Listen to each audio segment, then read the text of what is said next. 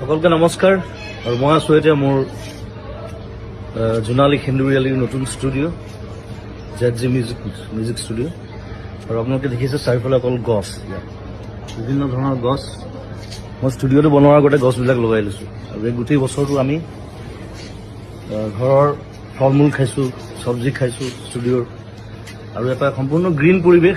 ঘৰটো মই গ্ৰীণ ৰাখিছোঁ সেইকাৰণে যিমান পাৰি ষ্টুডিঅ'টো। আৰু সম্প্ৰতি এটা হুলস্থুল এটা চলি আছে গছ কটাক লৈ। বিভিন্ন জেগাত দেখিছোঁ ডাঙৰ ডাঙৰ গছ কাটি দিবলগীয়া হৈছে, ৰাস্তা বনিছে, তাত কিবা বেলেগ বস্তু বনিছে। গতিকে আৰু চৰকাৰে কৈছে যে আমি গছ কাটিছোঁ যদিও আমি বিভিন্ন ঠাইত গছ ৰুইছোঁ তাক বেলেঞ্চ কৰিবৰ কাৰণে। কিন্তু এতিয়া কিছুমান জেগা আছে, যেনে ৰিচেণ্টলি যিটো হুলস্থুল চলি আছে দীঘলী পুখুৰীৰ সেই পুৰণা গছখিনিক লৈ পেলাই। সেই গছখিনি হৈছে গোটেই দীঘলী পুখুৰীটোৰ সৌন্দৰ্য।